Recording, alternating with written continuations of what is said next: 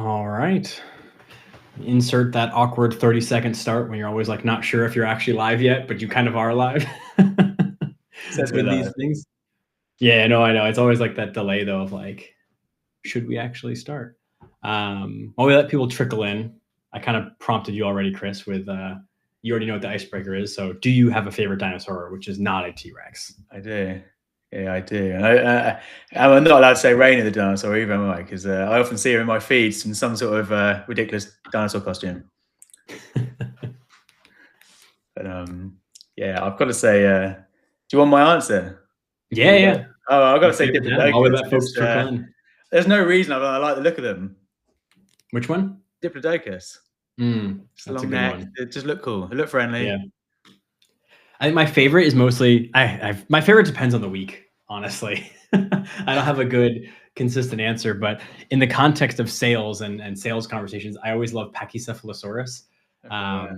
I think we featured Pachycephalosaurus in our NDR playbook. If you ever saw that from like a year ago, Yeah, I saw it. because it has a 9-inch thick skull, like kind of like how like sheep will like ram their horns against each other.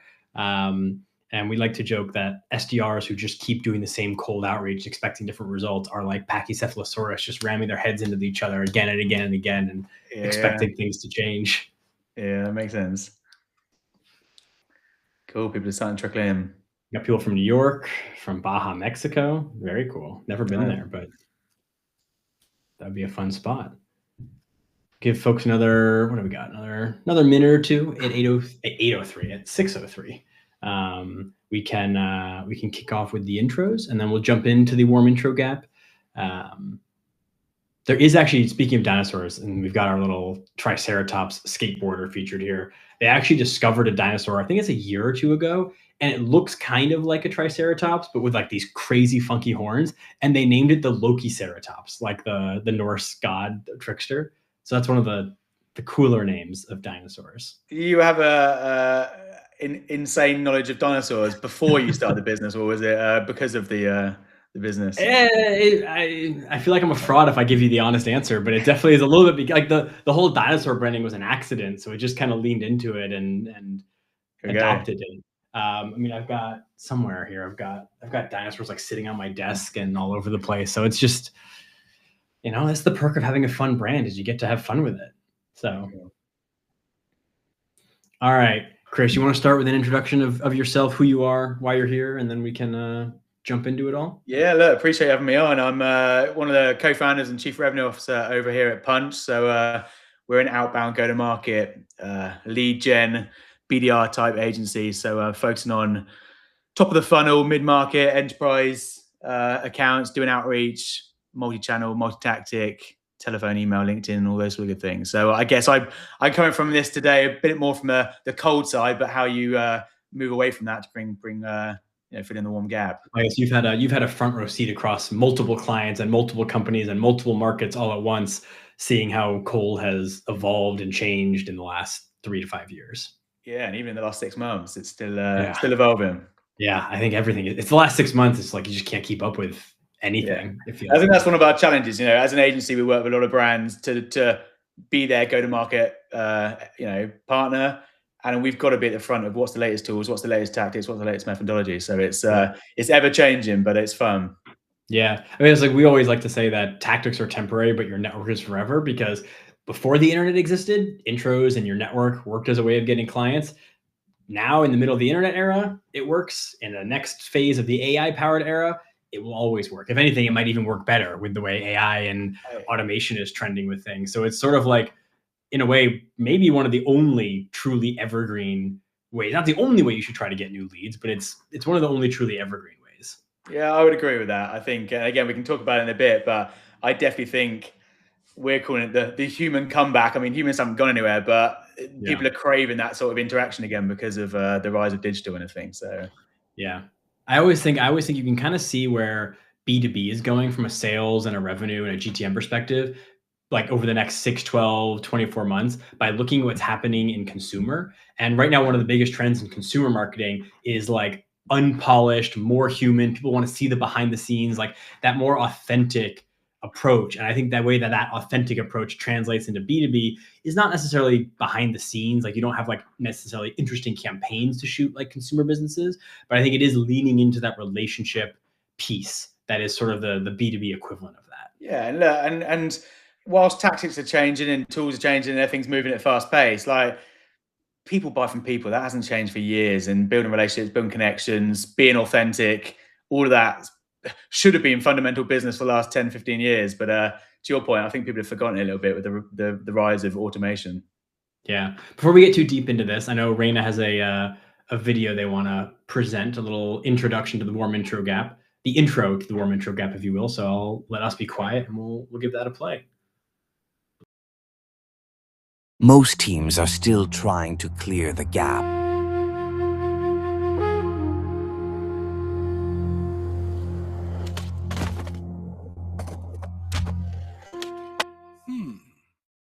There's a better way.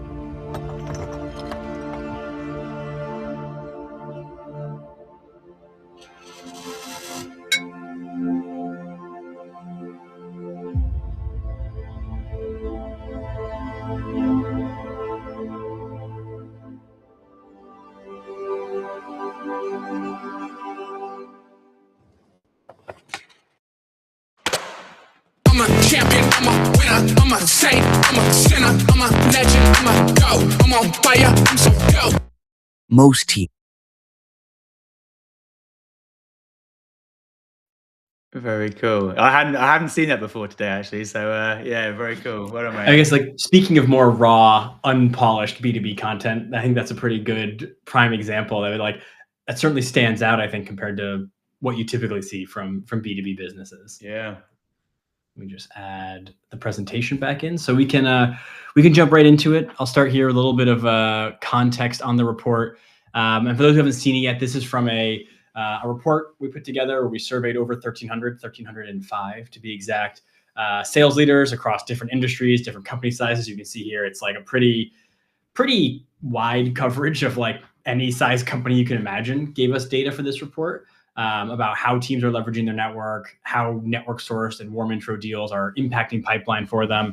And we will, if you attend this, obviously we'll send you a follow-up with a download for it. And if you want, actually, we did physical copies. I don't have one here, but I do have from when we did our NDR playbook, we did little physical copies. And I know people really like that. It's like a nice little thing to reference and have in front of you. So if you want, you can let Katrina know and they'll make sure you get one. But any data points we talk about in this are either sort of like industry data points or sourced directly from this survey.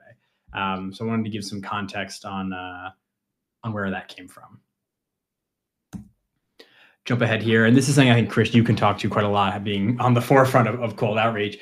This is how we ask people how outbound and outreach and pipeline building has changed in the last 12 months. And they were able to pick multiple, which is why this does not add up to 100%, but it tells you which of these pieces people were feeling that they experienced, from response rates declining to cold outbound still being effective to automation improving the efficiency, all those sorts of things.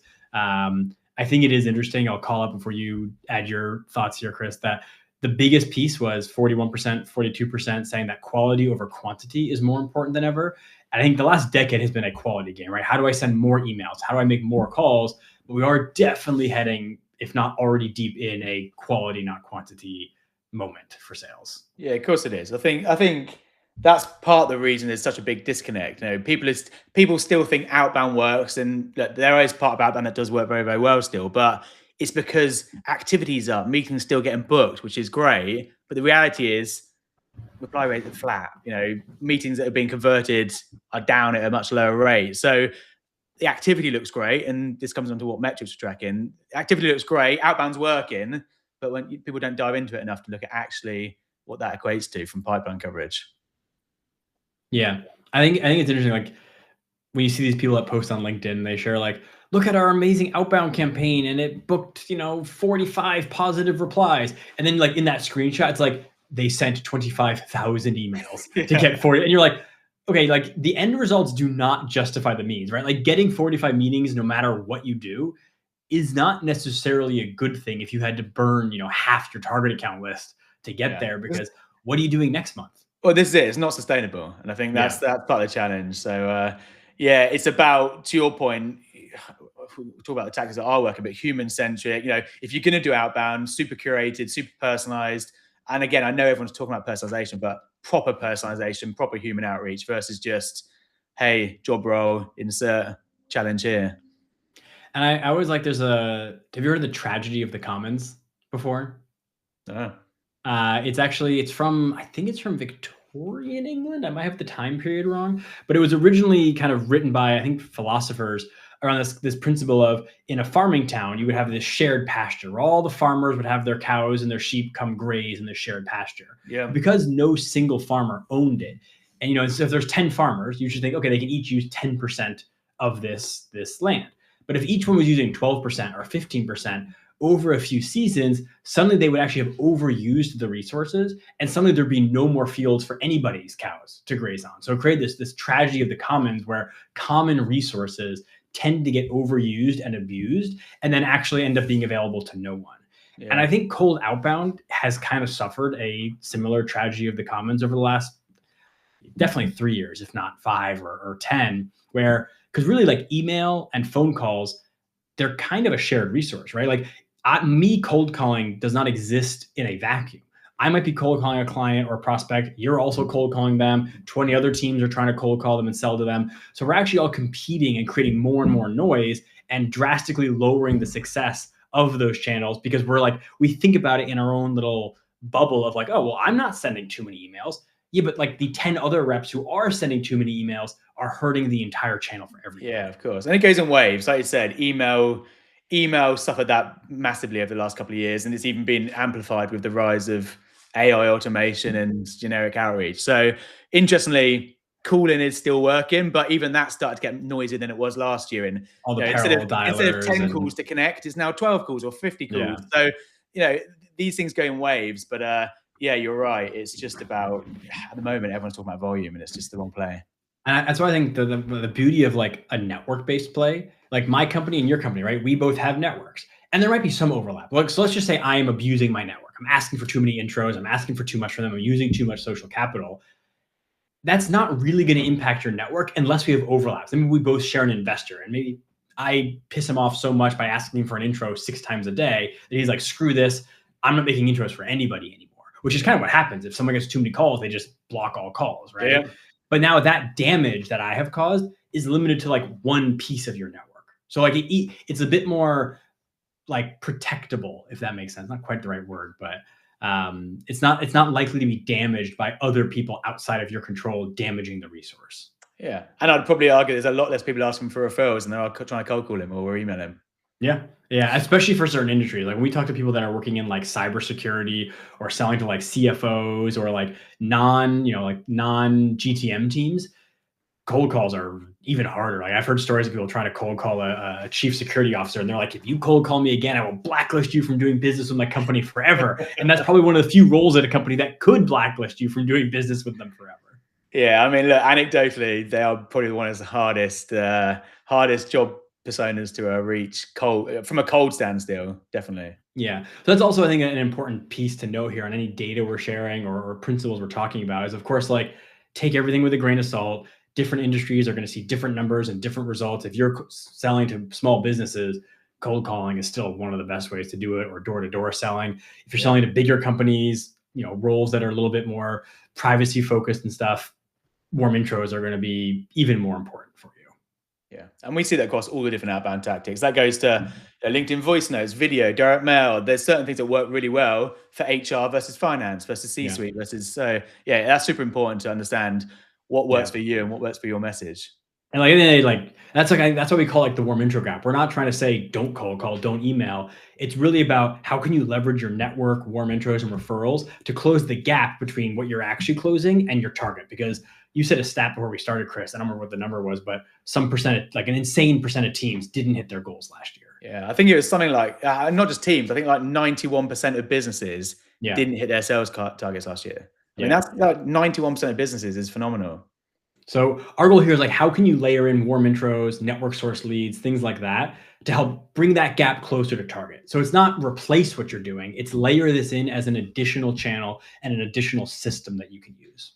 Yeah, and I think also just one thing to add on that is we quite often see outbound or sales teams, SDRs, BDRs, they're quite siloed. They've got their target account list, their ICP, they've got their personas, and they go outbound cold, telephone, email, LinkedIn, video, great. But actually, what's in your CRM? Who does your C-suite know? Who did you meet at an event last week? They're not using that other information that is essentially warming that up or better in. So they're just so siloed to that kind of cold approach. I've got a great message, got a great proposition, but actually they need to be using all that other great stuff that should be in CRM, but that's a whole other issue altogether. And you know how in like cold outbound, people often talk about it's about the message and the timing. Those are like the two pillars that you have to get right. That's why like signals come in of like help you get the timing right. We often say even there's a third piece you're missing, which is a better messenger, right? Like I have examples of like I actually got an email, a cold email. It's probably like 6 months ago now, and it happened. The person who cold emailed me happened to have the name of one of our advisors, and I was like, oh, Hannah's emailing me. Of course I'll open this. I didn't even look at the subject line. And then as soon as I opened it, I was like, oh, this is someone who just happens to have the same first name and last name as a person I know. And it was a terrible cold email. But because I recognized the messenger, didn't matter if it was a good subject line. Didn't matter if it was relevant. Now, of course, I was like, oh, this is a terrible email. This is not relevant. You got to have all three pillars correct. But if you have an opportunity to improve the messenger, why wouldn't you go for that? Yeah.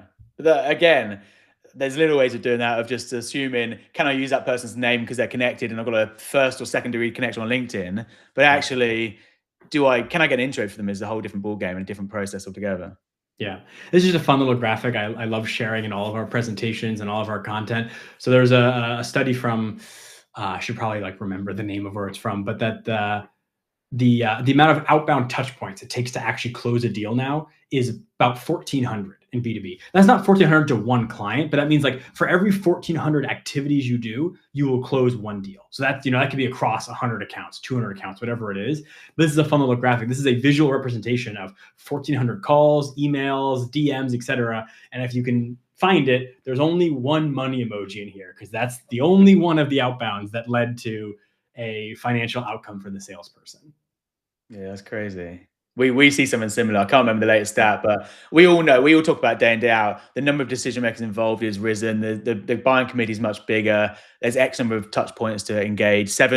We call it 7 hours of content's needed to convert someone over, and that's content's not just physical content, but calls, follow-ups, discovery calls, pitches. But there's a lot more involved now just to get someone engaged, let alone closed. Yeah. The amount of noise is insane. This 1,400 number is from about a year ago. And based on everything I've seen and what I know and I've heard from teams, I can only imagine that number has gone up in the last 12 months. Yeah. And the other challenge we've got now is there's so much, given the not just the rise of AI, but just digital and how we consume content in our personal life. How do you watch a new Netflix show tonight? It's because you got recommended from someone or saw an ad. Like, I can't remember the latest stat, 60% of the buying journey is done before they even engage with your brand. So there's a fair chance that even if you do get hold of them, they've probably already whittled down who they're looking at, what's the free, who they shortlisted, and done their research on if they need this or not. So it's harder than ever. And it's also really hard because it doesn't show up in the data, right? Like I might today go into a Slack community of founders and ask for a recommendation for an outbound agency, and someone recommends you. And then for whatever reason, one of your team members happens to cold email me tomorrow. And I'm like, oh, yeah, once again, I recognize the name. I've already gotten a recommendation. Cool. Your data is going to show that the cold email worked. But in reality, very often, the cold outbound only works because there's been some form of like dark social recommendation, word of mouth happening at an event, in a community, in DMs that you will never, ever be able to track. Yeah, absolutely. And again, a lot of people are doing that research online, which also doesn't mean they're a buyer. So, they may have downloaded or clicked on your website or downloaded a link. Doesn't mean they're ready to buy or they want. This is the perception, but all of a sudden that's a lead. Sales team's on it. I've got my quota. I'm going to go outbound, and it's just the wrong, again, the wrong metrics. Yeah. That's why I'm glad people have moved beyond calling it intent data, because it's not necessarily data of intent. It could be data of curiosity. It could be accidental that I can't tell you often. I've someone comments on one of my posts and I'm like, oh, who is this person? So I click into their profile and then I'm getting like a sales pitch from them. I'm like, no, I didn't know who you were. I was curious who you were. It doesn't mean I'm interested in what you're selling me. But it gets treated as this blanket intent data. Here's a few stats that are from a variety of sources that are linked at the end of the presentation, not the presentation, of our Warm Intro Gap report. I'll just read through them quickly. Feel free, Chris, if you have color you want to add to any to jump in. Only 16% of marketers say outbound practices provide the highest quality of leads for sales. Obviously, marketers are going to be a little bit biased there, but that is a big thing here that I think gets glossed over. Is it's not just about getting leads, it's also about quality of leads. And we'll talk about that in a bit, that like warm intros and network-based stuff isn't just easier to get leads, but it's better leads, which is, once again, that quality over quantity principle. 80% of seller conversations, I think this is what you were talking about earlier, Chris, of like they're mostly buyer initiated and the vendor contacted first continues to win 8 out of 10 deals. So it's just about like having that like warm network that's talking about you, having that word of mouth is going to influence deals, even if you can't measure it. Yeah, of course it is. Which is like, that's also one of the challenges, right? Like we always want to measure everything, but that's not possible. No matter what we do, there's going to be dark things. This is part of the problem. Again, it all links back to where marketing spend their budget, how they're going to run new campaigns. It's based on the data point they got entered into the CRM, HubSpot, or Salesforce, or whatever else. Assuming it was entered incorrectly too. Yeah, to your point, it came inbound via an ad. Well, actually, that was 10 steps after they saw you at an event last year. They ended up, did some research, spoke to a friend, went to a network, and all of a sudden they came inbound. But in CRM, it's an inbound lead. Brilliant. That's how I'm going to treat it. Yep. Less than 45% of reps hit quota in Q3. Sounds like it was even less in Q4 potentially. And overall, I would imagine it's even less in Q4. Yeah. I think I saw a report from, I think it was Gong, who said it was up to like 58, 59% in Q4. It was high 50s. So it's definitely, it's trending a direction that should scare everybody, because it was like 35% 2 years ago and then 45%, now 55%. 75% of B2B buyers use social media to make purchasing decisions. I think it's also an underrated way to create warmth and build a network, is to create content that pulls people into your network rather than always focusing on a push motion. We've seen this time and time again. The reps that are active on LinkedIn are more likely to hit quota. They're more likely to succeed. It's kind of a cheat code, whether you like it or not. It's the unfortunate truth. But again, like all these things, even that's starting to get noisy now, and there's more and more people social selling and influencing. Yeah, and it's all AI posts now. Yeah, so it's, give that another year, and that will all of a sudden become noise. Yeah, I was thinking it'll go back to like only the real relationship. Like if I read your content and I don't already know you, I'm going to ignore it more and more. Like, so I need a trusted person to make the intro to me. 41% of buyers already have a single preferred vendor. That's very similar to the 80% stat. People have kind of made decisions by the time your sales team gets involved, and your sales team might get credit, but there's a lot of factors going into it before your sales team even sees the deal. And this is one of my favorite ones, is 84% of buyers expect reps to act as trusted advisors. The days of like a rep who just like understands like the tricks and the playbook rather than actually like getting to know the prospect, I think are behind us. Yeah, and also I think a lot of sales leaders, or particularly someone I speak to, they set their teams up for failure. They want them to be strategic, trusted advisors, build relationships, but they're still looking at their call metrics, their volume, their celebrating meetings booked versus meetings sat or relationships gathered. Like, so part of it is all set up. They're tracking the wrong metrics. They're incentivizing their team on the wrong metrics. Therefore, patterns. They go into a pattern of outbound because they just know that's how they're comped. I can't tell you how many reps I've spoken to who would be like the lowest activity person on their team, but the highest pipeline driver, the highest close rates. And then they might even still get in trouble for being like, you didn't make enough calls this month. And it's like, but I'm at 200% quota. Who cares? Who cares, right? Like, I mean, we still get it. And this, we have to do a lot of education sometimes with clients around the right metrics to track. But, we have some clients, I won't name them, where, we book 10 meetings for them 1 month, really high quality, all sat, all convert to pipeline, great. But we made 500 calls, let's say. Next month, we booked 20 meetings, but made 300 calls. And the argument would be about, you've made half the amount of calls. It's like, yes, but we booked twice as many meetings. And then you're assuming if you'd made more calls, you would have booked even more meetings, which is, it's just not that linearly true. Yeah. That predictable revenue model probably never worked, but definitely doesn't now. Yeah. Yeah. It's, we have I can't name them, but someone who we did a study with on like where their deals were coming from, of like, cold calls, cold emails, social selling, ads, intros, and referrals. And they were like, look, cold calls are 45% of our pipeline of like meetings booked. And it was like, okay. And referrals were like 10 or 12%.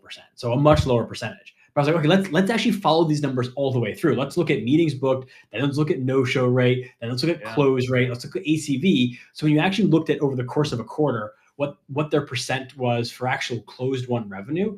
Intros and referrals were 35% of closed won revenue for only 12% of meetings. Yeah, because it was like that goes back to that pipeline quality piece.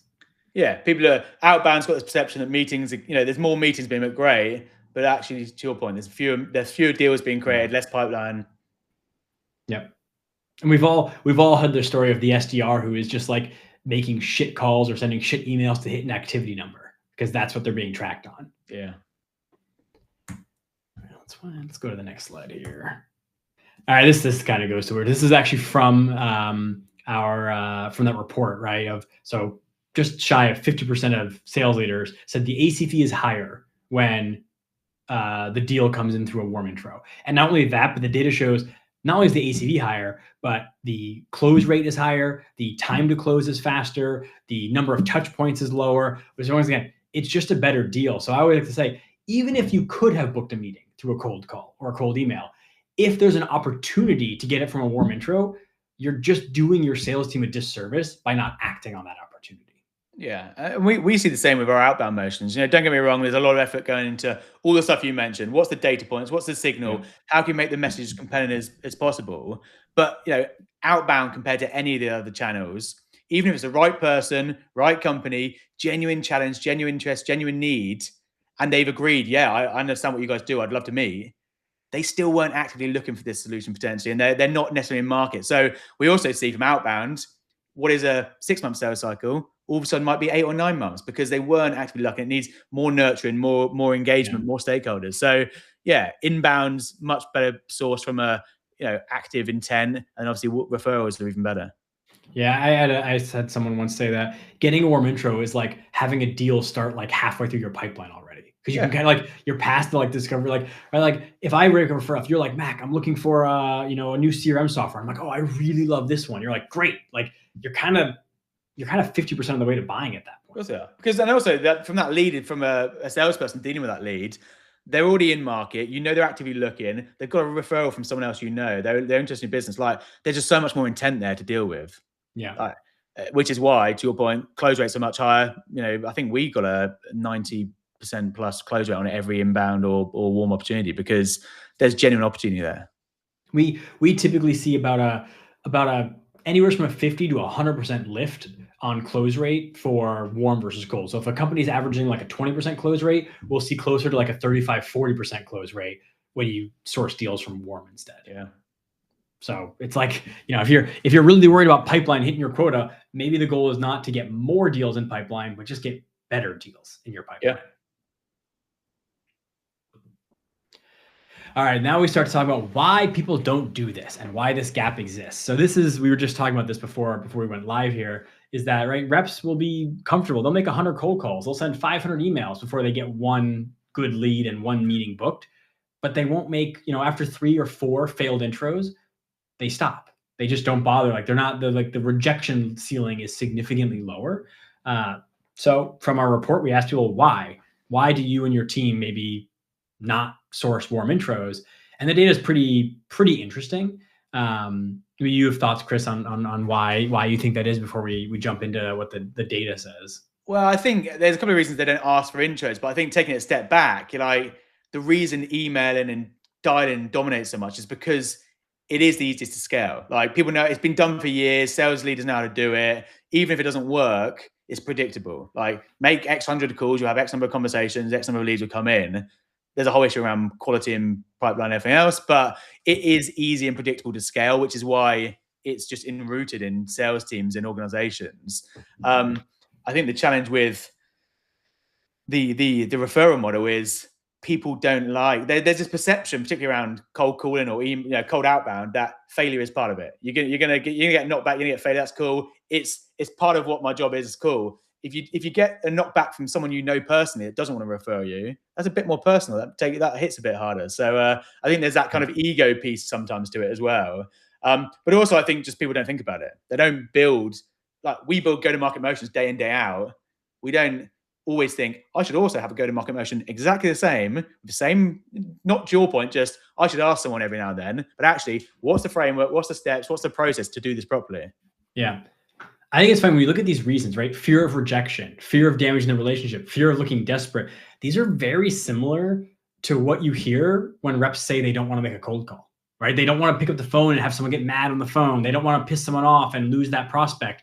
And it's like, right, if you have a new rep, like a new SDR who's never sold before, and it's day one for them, they are probably going to have these exact same fears about cold outbound.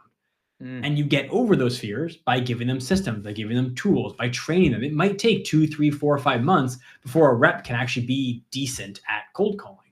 So it's just fine. Like teams don't have the same training or systems in place to help their reps overcome this fear. I would agree. There's so much investment in soft skills and coaching and training for outbound and cold, but we just don't have the same. But a lot of sales leaders or even leaders in general don't have the same frameworks. They don't know it themselves. Yeah. I've spoken to reps who are like, oh yeah, but like I saw that my CEO could make this intro for me, but like I didn't know how to ask them. And it's like, okay, that's like you give them cold email templates, you give them cold call scripts and information on what to do there. Why not give them context on like, hey, here's how you should ask a team member for an intro. Here's how to ask an investor or an advisor for an intro. Here's how to ask a customer for an intro. It's the exact same systems you would put in place for any other action that a sales person's doing. The reason it's not happening is because it's not a documented part of the process. It's like, it's not that different or crazy compared to what you're already asking your team to do. Yeah, I agree. And again, as long as if there's a process in place, it works really easy. I think the biggest thing we find, particularly, let's take the client one, for example, if you want a new client, the big thing is just setting expectations up front. So, at Punch, for example, we win a new client, the first onboarding meeting where they even got to meet the team, we will set expectations. Look, we've got to do a great job, but just letting you know now, so there's no awkward conversation. In 90 days time, I'm going to come asking for you, as long as you're happy with the service, for a referral, recommendation, someone in your network that you can help with. So there's no kind of, it takes out the air of, should I ask them? Shouldn't I ask them? Or when's a good time to ask them? But I've told them, I told them day one, I'm going to come asking in 90 days time. So it's just, again, setting the process, setting the framework. We've seen success as well sometimes of like, especially on larger teams, of just giving one person, like a RevOps person, the responsibility to do like a warm intro check before leads end up in a sales team's hands. So it's like, if you don't want to distract them by saying, hey, stop making cold calls, ask for intros instead. You're like, okay, we've got 100 new leads for the quarter. Let's check which ones we can ask for intros to. The ones we can't get intros to, let's do them cold. That's what we got to do. But the ones we can get intros to, let's just have one person who goes through and like tries that. And if it doesn't work, once again, we'll go cold. But it makes such a difference just adding that one little step before you go back to the default. Yeah, that's nice. I like that. I haven't thought of that. It's a lot easier when just one person has to worry about it. It's like, so whoever's in charge of like assigning leads at the beginning of a quarter, you just give them that task as well, and it'll get done a lot more better. A lot better. A lot more effectively. We got a quote from you here. I don't know if this is something I'm just reading now. I think you kind of already said this a little bit.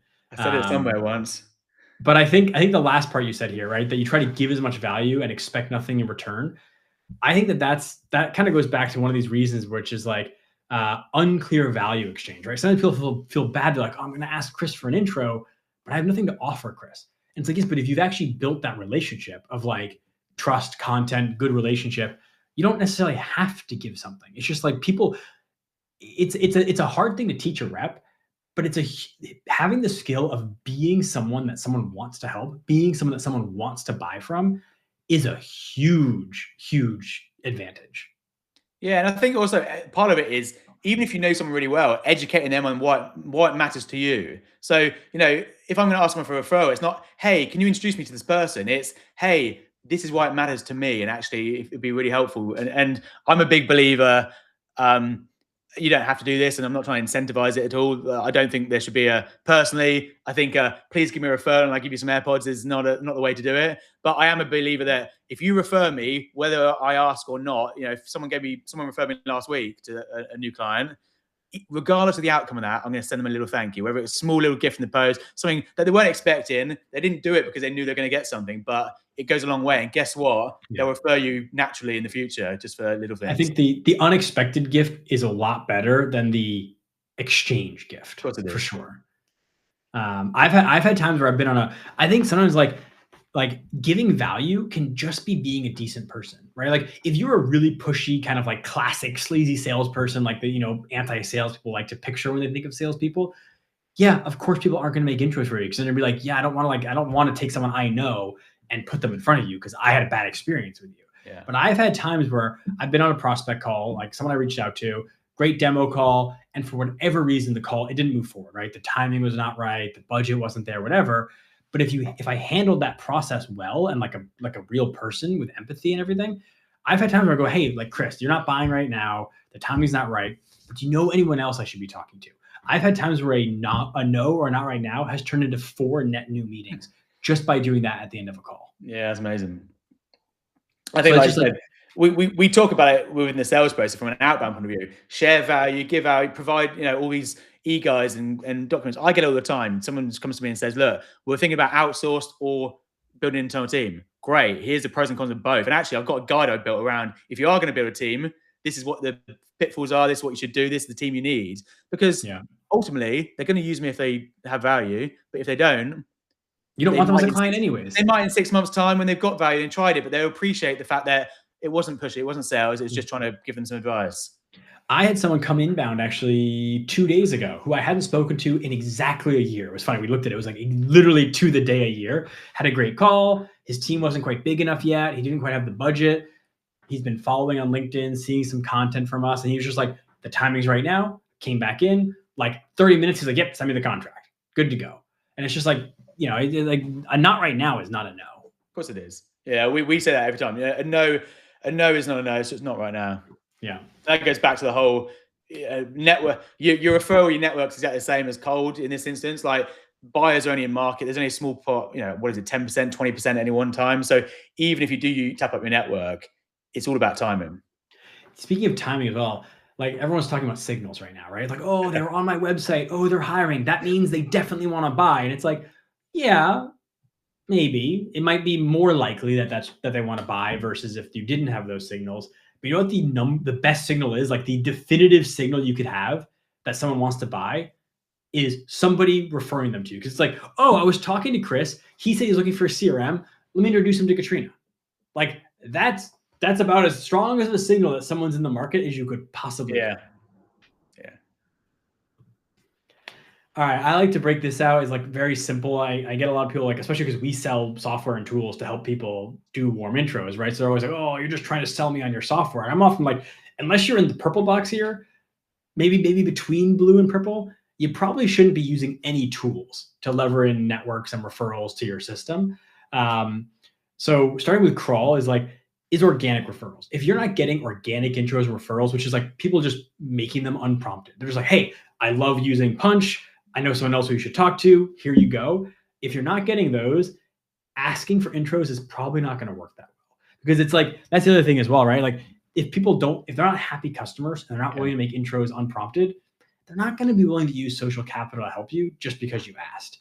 So we always look for that signal of like, are you getting intros already? As like a starting point, right? That means you're providing a good service. You've got happy customers. You've got like a network who's willing to do that.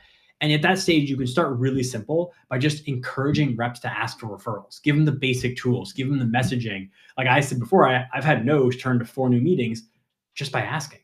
Like you don't need tooling for that. That's a 30-second step to add into your sales process. Yeah. And at that stage, typically starting with like customers, prospects is the best place to start because that's where salespeople are already engaging, already talking. It's like a very easy, very low lift to go there. Yeah, and I think with even just adding it one step, bringing it back to cold or from outbound, we all talk about multi-threading at the moment. There's so many decision makers, so many buyers. Like one of the things that even salespeople don't do that well is ask their internal champion stakeholder. If I run a discovery call, I'll ask at the end of the discovery call, great, who else is involved in this decision-making process? Oh, John, our CFO. Cool, would you mind introducing me to John so I can chat to him about his pain points, his challenges? And just people don't even ask because, again, that whole, I feel funny about asking someone for a referral. I don't know them yet. I'm trying to sell to them. Like, we get taught it in sales. Why don't we do it with customers? Why don't we do it with prospects? Why don't we do it with our network? Yeah. It's like, so that you don't need tooling. Like you could literally go open up your sales process right now, add 2 lines into like what you expect your team to do, have one 30-minute call where you say, hey guys, here's what we're going to do. Here's how to ask for referrals. Here's how you can word it so it doesn't come off as like weird. Great. You're going to see an uptick in intros and referrals. And that took you 30 minutes to do. You don't need to spend any money. You don't need to do it. The worst case that happens there is someone says, no, I don't know anyone else to intro you to. Yeah. Move on. That's a pretty decent worst case scenario for working in sales. Once you start having those organic referrals happen, you move into the walk phase. This is where you start layering in intro requests. So rather than waiting, like instead of waiting for Chris, my happy customer, to be like, oh, I love you guys, here's an intro, I can now start being proactive and requesting intros from that person. And that's typically, you mentioned before, Chris, you're saying like people just say, oh, I asked for an intro and I didn't get it. I mean, if you just send someone a cold email and it's a shitty cold email, it's like the same work that goes into a good cold email goes into a good intro request. You need timing, you need context, do the work for them, right? Be like, hey, Chris, I saw that you're really good friends with Katrina. Can you make an intro? Here's a message you can forward to Katrina on like why I want to talk to them right now, what makes sense, all that. It's the same amount of work as a cold email. Yeah, and again, to take this a level up, and this might be the run phase, maybe if I'm moving too quickly, but there's tools out there, even Sales Navigator at a basic level. Who are you connected with? Who's in your network? Who's your current customer base? Yeah. Who do I know? Right, let's use that now as a tool to kind of start mapping out stakeholders and introductions. Yeah, one of my favorite things, especially for bigger companies that are like 100, 200 or bigger employee count, especially when you get big enough where like everybody doesn't know everyone anymore. Is just add a intro channel to your Slack and tell reps if they're like struggling to break into Google, just drop a note in the channel, be like, hey, does anybody know someone in the Google marketing team? We're trying to break in there. You'd be surprised how often someone who's like a developer or designer, someone that's not in your sales team is going to be like, oh yeah, I actually used to work with Mark, who's like the head of marketing at Google now. And you're like, oh shit, cool. Like I've seen teams just like adding that in gets them like 2 or 3 intros a week. Yeah, that's a great idea. I think again, particularly in this digital age, we're all remote quite often. We don't maybe know each other as well, and the teams just grow and grow. We sometimes forget who works, who within the business works within our ICP. And it could be someone like I've seen cases where it's like 2 team members, like someone used to work with someone when they were at company A, and now one person is at your company, and the other person has moved on to company. It's like they're not even like they were never at the company you're trying to target, but it's like they've now moved, right? So it's like there's so many interesting like paths you can follow. And on average, 20 to 25% of people change jobs every year, right? So like if you imagine you've got a network of 100 people, okay, you can check if there's any intros now, but then 25% of those are going to change, and you can check for intros again as they move to new companies or things like that. And that's a common thing that teams do, right? They do champion tracking, but we're talking about like champion network tracking. So instead of just tracking if your customer changes jobs, you can start tracking, are the people that my customer knows changing jobs? So maybe I know someone that you want to sell to, or like I know Katrina, and Katrina's at a company you don't want to sell to right now, Chris. But tomorrow, Katrina starts a job at a company you want to sell to. You already have an intro path there. Yeah. But nobody's checking for that data. Yeah, that's a great one. We have a couple of use cases of that in over the years, where even a level down, we have a client and we're dealing with the main sales and marketing teams, and there was a junior there we don't deal with. We're not involved in that junior. I haven't never met them, but they became a senior marketer at a new company. But just by the fact that they had some affiliation, they knew the client, they knew we used to work with them. It's just such a warmer conversation. Yeah. Exactly. And at this point, at the walk stage, this is where you can start layering like investors, advisors, team members. You can start to make the extended company network available to your sales team. And different companies will have different rules.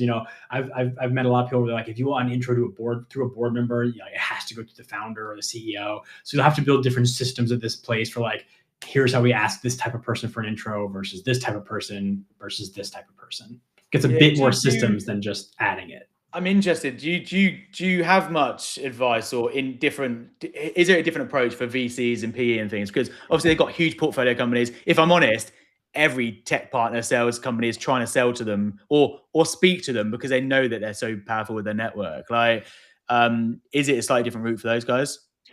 Yeah, it always depends. Like I've seen a lot of people be successful, like selling into like their sister companies, where it's like, they have an investor and then they're like, they want to sell to other companies that investor is an investor. And that's an obvious, like usually the easiest place to start. I've also seen a lot of companies, especially services companies, do sort of like referral network type stuff of like, hey, I just spoke to a company I can't think of their name. I'll think of it after this and send a message to you. But they basically go to big PE companies that have like 20, 30, 40 companies they want to sell to. And they will, it's not really like a traditional referral. It's a bit of like a cold pitch, but it's sort of leveraging this like extended network. They'll be like, hey, if you help us get in front of, 5 of your portfolio companies, we'll give all 5 of them a 25% discount.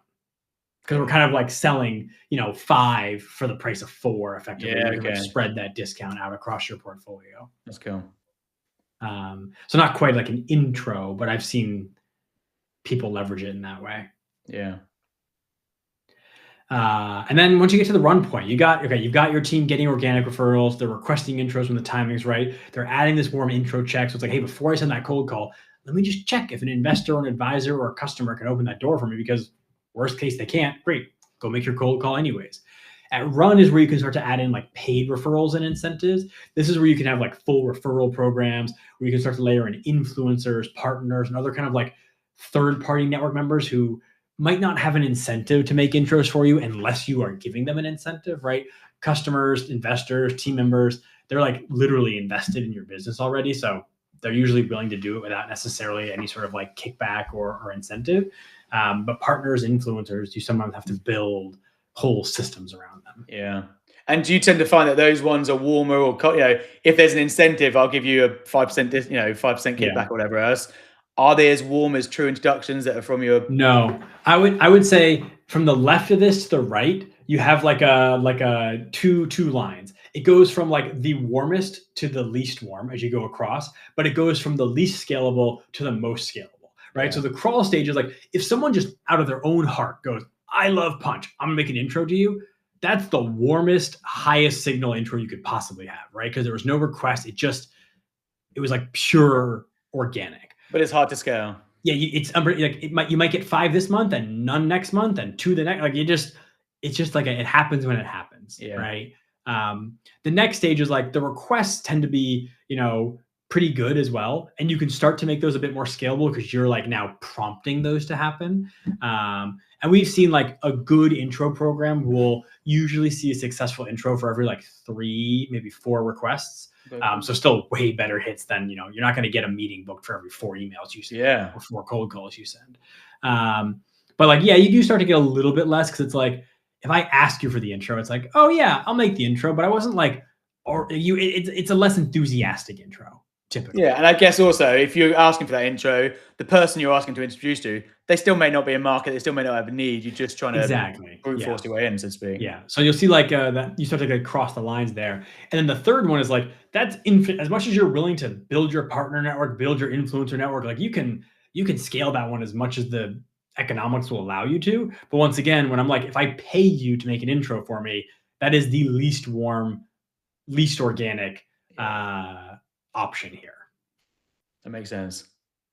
That's why it's like, start left. And then like, once that's working, scale more. And once that's working, scale more. It's like, it's like a really well fleshed out network program will have all these. You'll have partner people, partner sales reps, someone doing warm intro checks, someone thinking about like a piece that's missing here is actually network growth. Like I've seen a lot of teams think about like, how do we build community or pull more people into our network so we actually have a larger pool for our sales team to tap into? Yeah.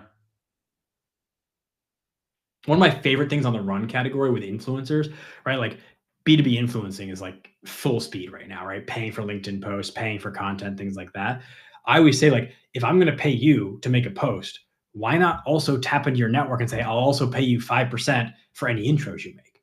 Instead of just having passive, like make a post, give me some top of funnel, let's go straight to getting some bottom of funnel through that influencer too. Yeah, it's a great idea. Like you already got the paid relationship with them. It's a very low effort thing to add in. I love that. I think we're nearing the end here, which is good because we're nearing the timing end here. This is the last slide, so that's good timing.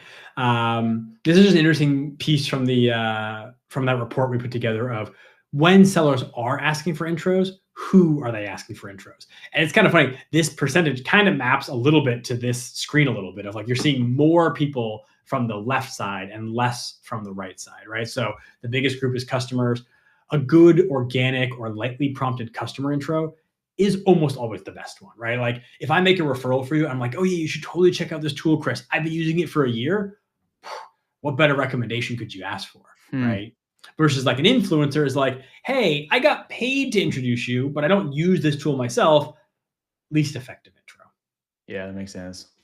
So organically, people do seem to kind of like, even if they don't have systems, they do organically kind of follow this. I do think the reason why customers and team members are the highest and then personal network is because for a sales rep, those are usually the most accessible ones. Like if I've sold to you, it's easy for me to ask you for a referral, right? Whereas partners, advisors, investors might not be directly accessible to a salesperson, which is why as a team, you'll have to build systems for like, if a rep can find an intro through one of those other parties, how do they request it, right? Like if I'm an SDR and I try to ask a board member for an intro, that might be like, who is this person reaching out to me?